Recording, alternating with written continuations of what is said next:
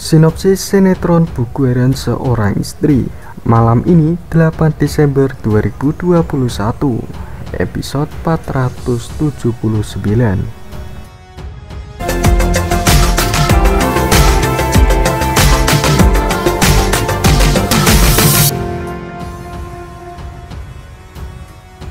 Assalamualaikum warahmatullahi wabarakatuh.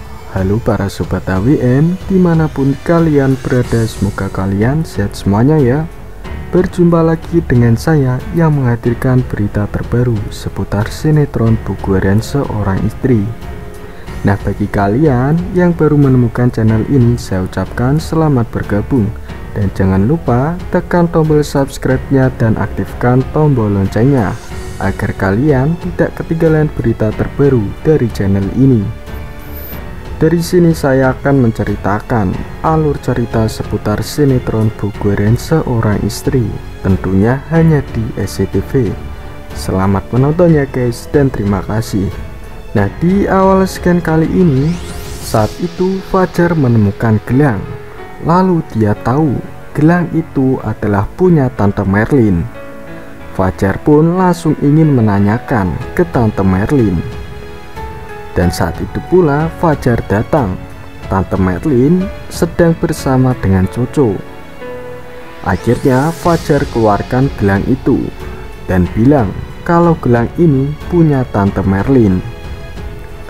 Di sini Tante Merlin membatin kalau gelang itu adalah gelang untuk anaknya, sebagai tanda kalau mereka ibu dan anaknya.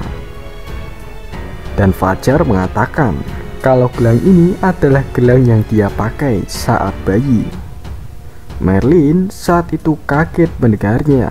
Ternyata yang pakai gelang itu adalah Fajar. Kemudian di tempat yang lainnya, Lula dan Pasha menemui Dewa dan Nana. Mereka berempat berdebat lagi. Lula ingin mendapatkan haknya. Akhirnya Lula dan Pasha pergi. Namun saat mereka pergi, Nana nampak merasakan pusing dan dirinya langsung tidak sadarkan diri dan langsung terjebur ke kolam renang. Kemudian di scan yang lainnya, saat itu kita melihat bagaimana kebahagiaan dari keluarga kecil Dewa. Nampak Dewa dan Nana serta Junior berada di sebuah kereta mainan yang saat itu dikendarai langsung oleh Dewa. Mereka terlihat memutari suatu jalanan pada saat malam hari dan terlihat sangat romantis sekali, seperti saat masih menjalani hubungan pada saat dulu, saat mereka berdua belum melaksanakan pernikahan. Kemudian Dewa dan Nana terlihat bahagia sekali. Dewa saat itu mengatakan, "Nah gitu dong, kan enak. Kamu jangan sedih-sedih terus." Dewa di sini pun berharap kalau Nana tidak usah merasa sedih terus-menerus, karena di sini ada suaminya yang siap membahagiakan dirinya setiap saat. Lantas Nana nampak mengiyakan perkataan dari Dewa dengan senyuman lembutnya. Lalu Dewa juga terlihat memuji sambil menggombal di depan Nana. Dia mengatakan bahwa dirinya jadi ikut senang, dan pada akhirnya Nana tersenyum bahagia kembali. Dewa lalu menambahkan dengan rayuan gombalnya bahwa senyuman Nana ini adalah senyuman paling indah di dunia, dan sampai-sampai senyuman ini bisa mengalihkan dunia dari Dewa. Kemudian Nana yang saat itu merasa terpesona dengan kata-kata dari Dewa, dia lantas mengatakan bahwa Dewa ini adalah orang yang modus dan lebay, sambil mencubit hidung dari Dewa. Dan pada akhirnya mereka berdua bisa tersenyum bahagia lagi. Lalu tidak berhenti di situ saja. Nana menyandarkan kepalanya di bahu dari Dewa, dan dia sambil membatin dalam hatinya bahwa dirinya sangat bersyukur mempunyai suami seperti Mas Dewa ini. Dan Dewa dalam hati juga mengatakan hal yang sama seperti Nana. Dirinya pun bersyukur mempunyai istri yang sabar seperti Nana ini.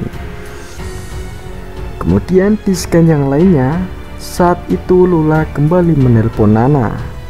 Di sini Lula mengaku ada hal yang penting harus dibicarakan sama Nana. Namun Lula meminta kepada Nana agar ketemuan saja di taman dekat rumah Buana, karena dirinya sudah tidak bisa lagi ke rumah keluarga Buana untuk membicarakan hal tersebut.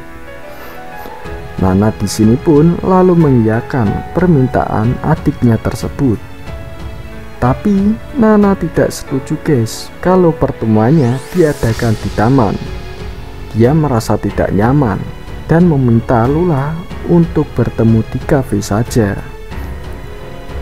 Lula yang saat itu tahu kondisi ekonominya yang lagi menurun, kemudian menolak agar diadakan di taman saja.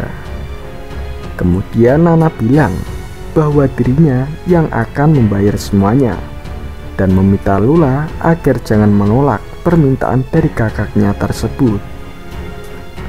Dan pada akhirnya Lula dan Nana setuju dengan pertemuannya.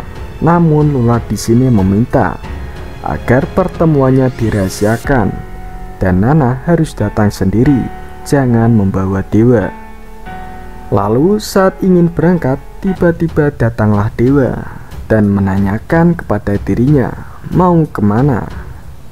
Lantas Nana memberitahu suaminya itu bahwa dirinya mau bertemu dengan Lula untuk membahas suatu hal. Kemudian Dewa langsung berpikir kalau ini pasti ada sangkut pautnya dengan harta warisan lagi. Nana saat itu mencoba untuk menenangkan Dewa karena dirinya pun juga tidak tahu apa yang akan dibahas Lula sama dirinya. Dan di sini Nana juga menjelaskan bahwa harta warisan sudah clear, tinggal penyelesaiannya saja yang sudah diurus oleh Ibu Farah untuk diberikan kepada Lula dan Pasha. Mungkin sampai di sini dulu guys ulasan singkat dari saya. Mohon maaf bila ada perkataan yang salah dari saya ucapkan terima kasih. Dan mungkin dari kalian bisa berpendapat di bawah kolom komentar ini. Saya mohon pamit dan undur diri. Wassalamualaikum warahmatullahi wabarakatuh.